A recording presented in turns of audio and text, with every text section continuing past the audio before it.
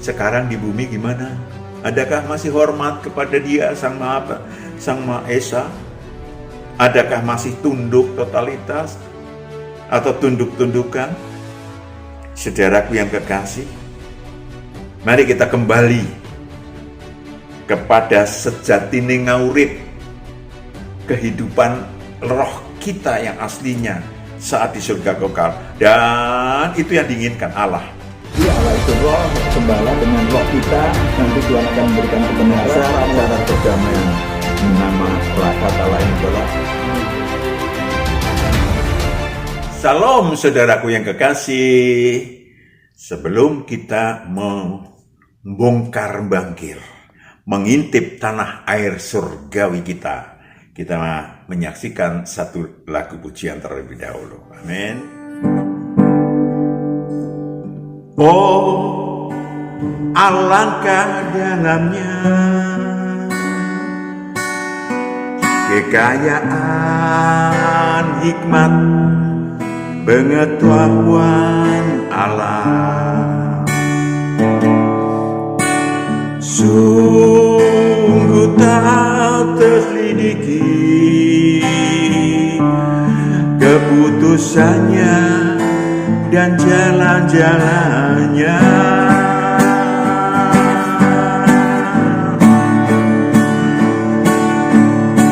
Siapakah yang mengetahui pikiran Tuhan? Siapakah yang menjadi penasehatnya? Sebab segala sesuatu dari Dia, oleh Dia, kepada Dia.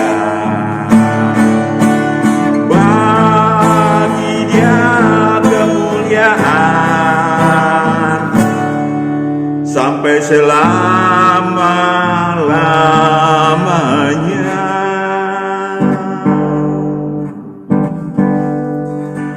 Siapakah yang mengetahui pikiran Tuhan? Siapakah yang menjadi penasehatnya? Sebab segala sesuatu dari Dia, oleh Dia, kepada Dia. Bagi Dialah kemuliaan sampai selama-lamanya. Sampai selama-lamanya.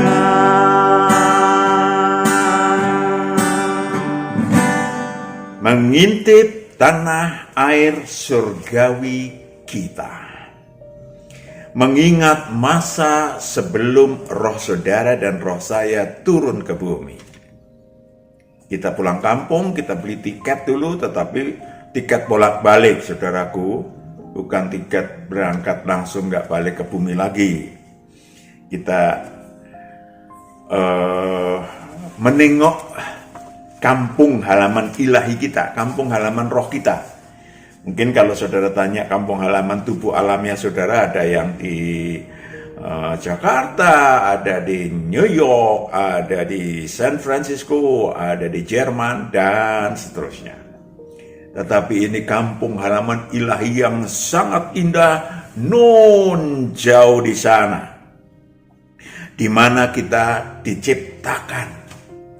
Tempat yang maha indah, yang berjuta kali dibanding keindahan dimanapun di bumi ini.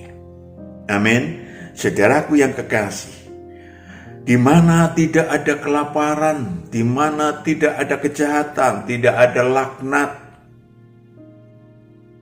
Ya, di sanalah kita diciptakan oleh Allah Sang Maha Pencipta. Saudaraku yang kekasih, dan saya dan saudara, roh saya dan roh saudara disebut sebagai makhluk tua-tua berada di dalam istana Allah yang Maha Esa, dan Allah Tritunggal.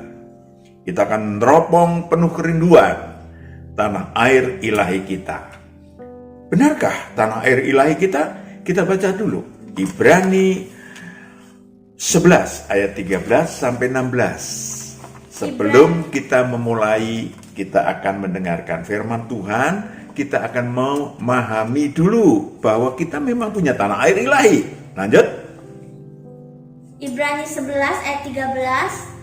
Dalam iman mereka semua ini telah mati sebagai orang-orang yang tidak memperoleh apa yang dijanjikan itu, tetapi yang hanya dari jauh melihatnya dan melambai-lambai kepadanya, dan yang mengakui bahwa mereka adalah orang asing dan pendatang di bumi ini. Mereka adalah orang asing dan pendatang di bumi ini. Lanjut. Ayat 14. Sebab mereka yang berkata demikian menyatakan bahwa mereka dengan rindu mencari suatu tanah air. Mereka, saudara dan saya dan roh saudara rindu mencari tanah air. Dan kalau sekiranya dalam hal itu mereka ingat akan tanah asal yang telah mereka tinggalkan, maka mereka cukup mempunyai kesempatan untuk pulang ke situ. Ini dia tanah asal yang telah mereka tinggalkan. Mereka rindu untuk pulang ke situ, memiliki kesempatan untuk pulang ke situ. Itu yang paling penting. Banyak orang, 2/3 dari umat manusia, roh manusia yang turun ke bumi, tidak punya kesempatan untuk pulang ke surga kekal. Kasihan, hanya 1/3, saudara yang kekasih. Now, tergantung Anda dan saya, apakah masuk 2/3 atau 1/3. Lanjut. Tetapi sekarang mereka merindukan tanah air yang lebih baik, yaitu satu tanah air surgawi. Satu tanah air surgawi. Sebab itu Allah tidak malu disebut Allah mereka, karena Ia telah mempersiapkan sebuah kota bagi mereka. Allah tidak malu. Ingat bahwa yang dirindukan Allah adalah roh kita, roh saudara dan saya.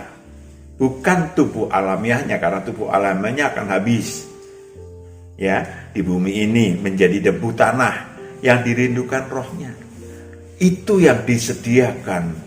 Apa tadi? Ayat 16. Tetapi sekarang mereka merindukan tanah air yang lebih baik, yaitu satu tanah air surgawi. Tanah air yang lebih baik, yaitu tanah air surgawi. Jadi jelas bahwa saya dan saudara memiliki tanah air surgawi, di mana kita rindu untuk pulang ke sana. Maka nggak aneh, saudaraku, dengan segala cara banyak manusia untuk membuat tangga ilahi untuk kelak pulang ke surga kekal. Ya, mereka dengan agama mereka, dengan Taurat dan kitab paradigma mereka dengan menjadi pengikut Kristus untuk pulang ke tanah air surgawi. Saya akan bongkar dan saya kutip dari buku Kiat Melawan Nasib tentang surga kekal. Di sana lengkap. Di sini kita membongkar setengah jam aja ya, supaya kita memiliki apa yang disebut sebagai ingatan kembali untuk pulang ke surga kekal, dan kemudian berjuang dengan totalitas untuk pulang ke surga kekal. Mari kita intip. Di sana kita melihat, perhatikan, di sana kita melihat, mengenal, roh kita melihat dan mengenal Allah Tritunggal. Allah Tritunggal. Saudara, di bumi ini karena tubuh alamiah yang lebih banyak menguasai roh manusia, maka bingung. Tetapi nggak apa-apa, nanti kita akan mulai menelusuri kembali, memakai roh kita. tentang Allah Tritunggal. Di sana ada Allah Bapa. Kita mengelilingi Allah Bapa atau Allah yang Maha Esa. Wahyu 4 ayat 1 sampai 4. Allah yang Maha Esa. Wahyu 4 ayat 1. Kemudian daripada itu aku melihat, sesungguhnya sebuah pintu terbuka di sorga, dan suara yang dahulu telah kudengar berkata kepadaku seperti bunyi sangkakala, katanya, naiklah kemari, dan aku akan menunjukkan kepadamu apa yang harus terjadi sesudah ini. Ayat 2, segera aku dikuasai oleh Roh, dan lihatlah sebuah takhta terdiri di sorga. Sebuah takhta terdiri di surga kekal, sebuah takhta. Dan di takhta itu duduk seorang. Di takhta itu duduk seorang, huruf besar. Itulah Allah Sang Maha Esa, yang Maha Esa. Dan dia yang duduk di takhta itu nampaknya bagaikan permata yaspis dan permata sardis. Nampaknya bagaikan permata yaspis dan permata sardis. Dan suatu pelangi melingkupi takhta itu, gilang gemilang bagaikan zamrud rupanya. Rupanya bagaikan jamrud, gilang gemilang, pelangi, bergemerlapan. Saudara dan saya, tidak ada satupun makhluk yang bisa melihat Allah. Karena makhluk seluruhnya hanyalah ciptaan. Tidak bisa melihat Sang Maha Pencipta. Maka dikatakan Sang Maha Tinggi karena jaraknya tinggi, jauh. Ya, antara Sang Maha Pencipta dengan ciptaan yang manapun juga. Tetapi roh saya dan roh saudara dapat melihat kemuliaannya. Roh saya dan roh saudara dapat melihat kemuliaan Allah yang Maha Esa, tadi sudah dibaca. Roh saya dan roh saudara, ingat. Yang ingat rohnya ya. Kalau tubuhnya paling saudara yang hadir 100 tahun umurnya paling tinggi atau lebih dikit. Tetapi roh saudara sudah bertriliun tahun umurnya. Maka kita mengingat pada waktu di surga kekal. Roh saudara dan saya tersungkur di hadapannya. Begitu malaikat-malaikat atau begitu makhluk-makhluk statis, ya orang menyebutnya malaikat padahal bukan malaikat. Makhluk-makhluk statis yang bernyanyi, ya, yang bernyanyi. Suaranya mungkin kalau kita di bumi ini pada paling tinggi 45 oktav, dia ribuan oktav. Ya. Makhluk statis itu menyanyi. Wahyu 4 ayat 8. Wahyu 4 ayat 8. Dan keempat makhluk itu masing-masing bersayap 6, sekelilingnya dan di sebelah dalamnya penuh dengan mata, dan dengan tidak berhenti-hentinya mereka berseru siang dan malam, Kudus, kudus, kuduslah Tuhan Allah yang Maha Kuasa. Kudus, kudus, kuduslah Tuhan Allah yang Maha Kuasa. Yang sudah ada, dan yang akan datang. Oh, kekal namanya. Yang sudah ada, yang sedang ada, dan yang akan datang. Itu namanya kekal. Mereka menyembah Dia. Saudara, roh saya dan roh saudara yang disebut makhluk tua-tua menyembah Allah. Menyembah Dia yang hidup selama-lamanya dan melemparkan mahkotanya di hadapannya. Wahyu 4 ayat 9 sampai 10. Untuk menunjukkan saya dan saudara sesaat saat di surga kekal adalah makhluk-makhluk yang totalitas tunduk kepada Allah. Totalitas tunduk kepada Allah yang kekal tersebut. Wahyu 4 ayat 9 sampai 10. Wahyu 4 ayat 9, dan setiap kali makhluk-makhluk itu mempersembahkan puji-pujian, Yes, kudus-kuduslah, and then dan hormat dan ucapan syukur kepada Dia yang duduk di atas takhta itu dan yang hidup sampai selama-lamanya. apa itu hormat? Ayat 10, maka tersungkurlah ke-24 tua-tua itu di hadapan Dia yang duduk di atas takhta itu, dan mereka menyembah Dia yang hidup sampai selama-lamanya, Yes.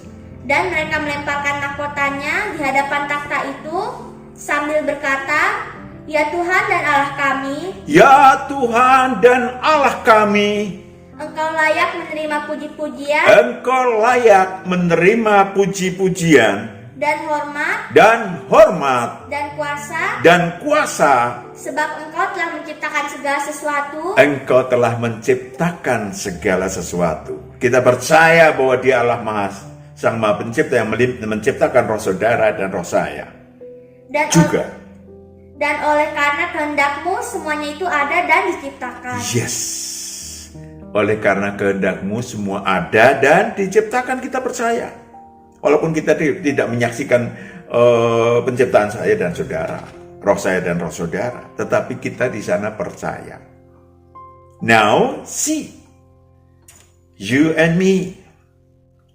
Sekarang di bumi gimana? Adakah masih hormat kepada Dia Sang Maha Esa? Adakah masih tunduk totalitas atau tunduk-tundukan? Saudaraku yang kekasih, mari kita kembali kepada sejatine ngaurip kehidupan roh kita yang aslinya saat di surga kekal. Dan itu yang diinginkan Allah, supaya Anda dan saya boleh balik ke tanah air ilahi kita. Yang banyak orang lupakan, rohnya pasti tidak lupa, tetapi karena tertutup tubuh alamiahnya yang lemah, maka menjadi lupa bahwa saudara dan saya pernah dulu mengenal apa yang disebut Allah Roh Kudus. Di sana dinamakan 7 roh Allah. Wahyu 4 ayat 5. 7 roh Allah. Ayat 5, dan dari takhta itu keluar kilat dan bunyi guluh yang menderu, dan 7 obor menyala-nyala di hadapan takhta itu. Itulah ke-7 roh Allah. Itulah ke-7 roh Allah. Saudara, ya, tadi kita sampaikan bahwa Allah itu Esa. Yes. Tetapi Allah itu roh yang hidup.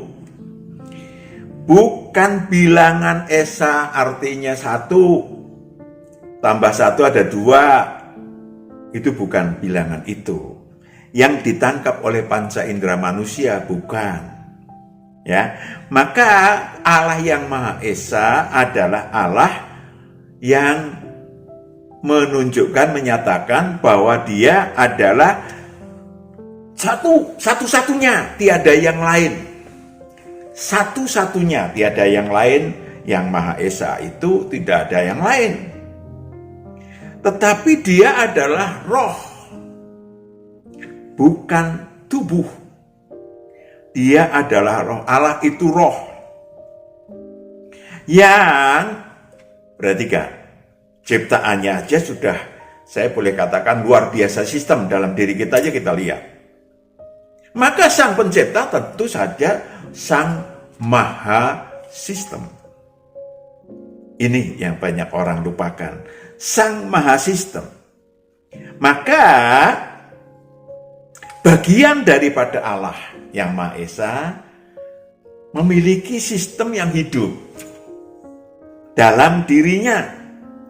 Maka tadi dikatakan ada 7 roh Allah. Saudaraku yang kekasih, kita sudah 2000 tahun yang lalu sudah ditawarkan Tuhan untuk menjadi penyembah yang benar. Yohanes 4 ayat 24. Menjadi penyembah yang benar, yaitu menyembah dengan rohnya, bukan dengan tubuhnya, bukan dengan jiwanya, tetapi dengan rohnya. Yes, please. Yohanes 4 ayat 24, Allah itu roh, dan barang siapa menyembah dia harus menyembahnya dalam roh dan kebenaran. Itu dia, kita akan tahu kebenaran kalau kita memakai roh kita. Karena kalau tubuh saya baru 73 tahun umurnya, baru berarti 74 tahun, saudara.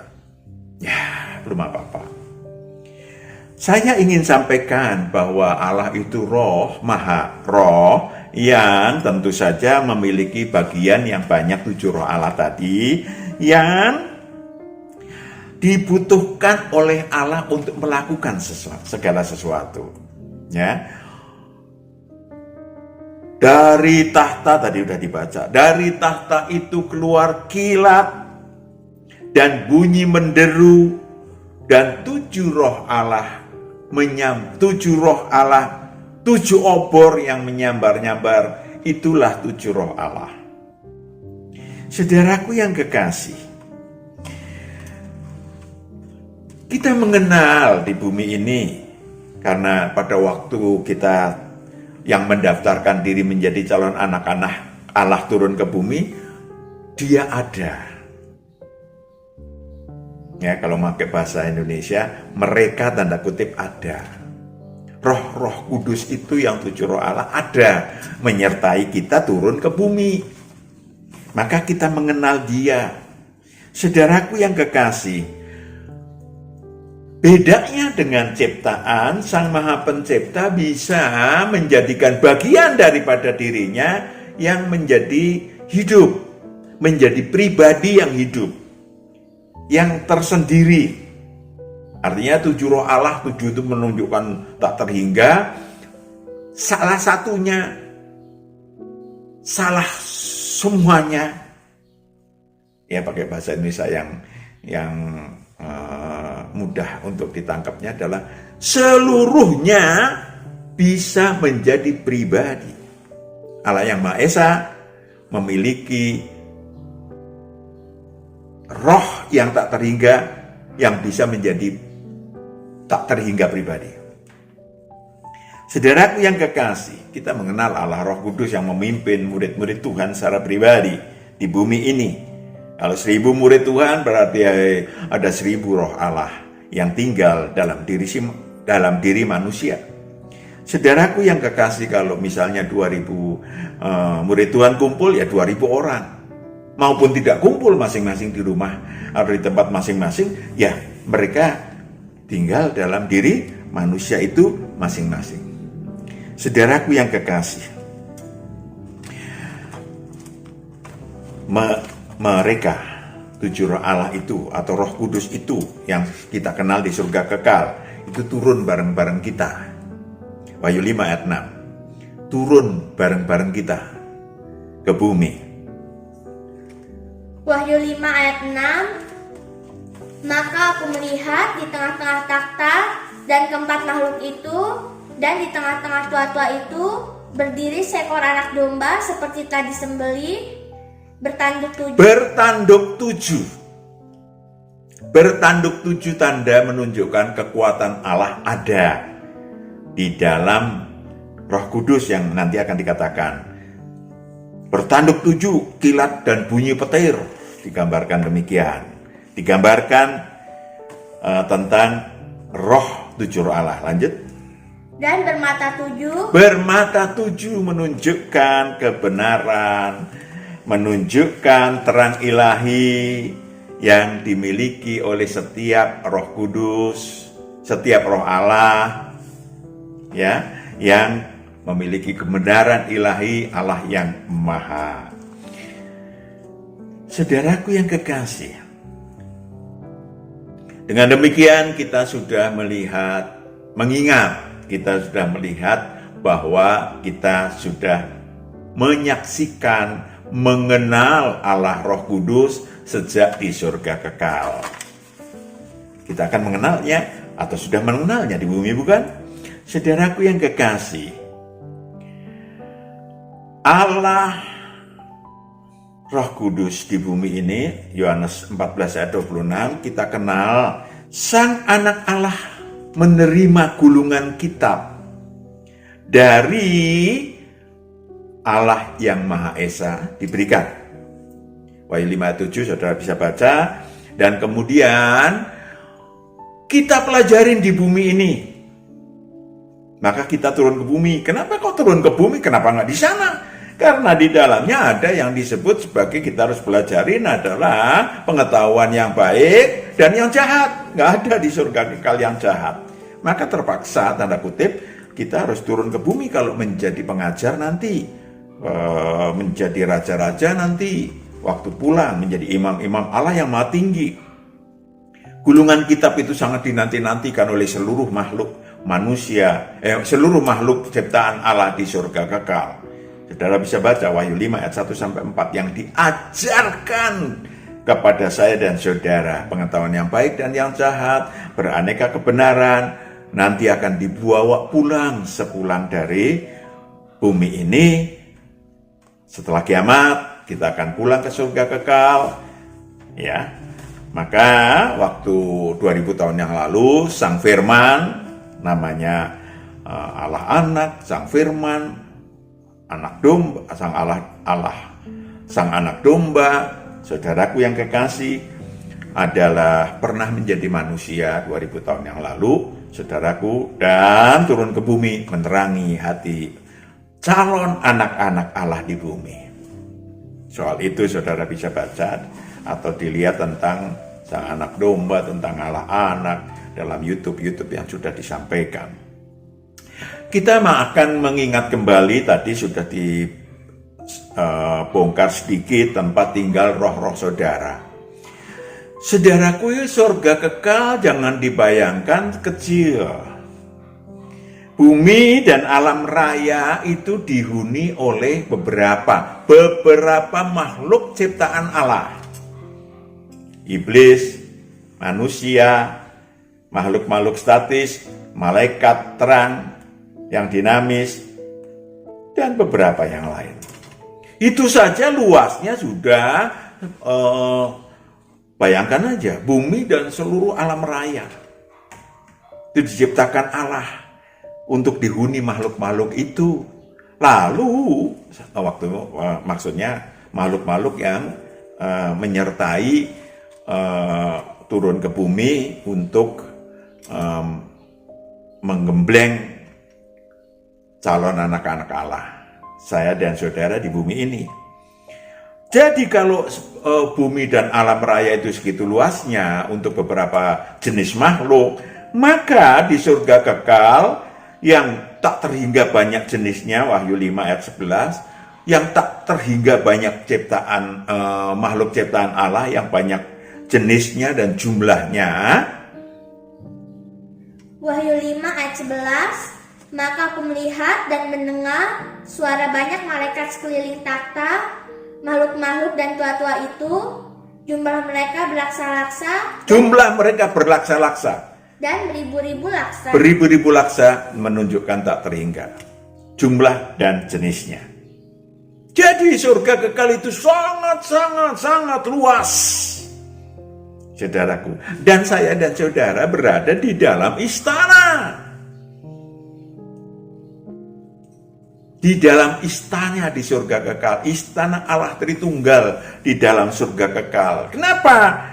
Karena memang saya dan saudara, roh saya dan saudara itu merupakan makhluk ciptaan Allah yang spesial, pakai telur.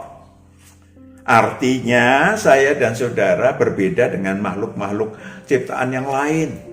Memang Lucifer adalah makhluk yang paling hebat, maha indah, tetapi tidak selengkap. Kita, sayap rohaninya, kita memiliki 7 sayap rohani. Saudara bisa pelajarin, saudara bisa dapatkan buku Kiat Melawan Nasib 1. Di sana lengkap. Ya, jadi nanti saudara tinggal baca. Kita punya 7 sayap rohani, contohnya tadi mahkota itu sayap rohani kuasa dan kemuliaan, sayap rohani tempat tempat mahkota dan tempat duduknya, singgasanalah istilahnya. Saudaraku yang kekasih, saudara bisa baca.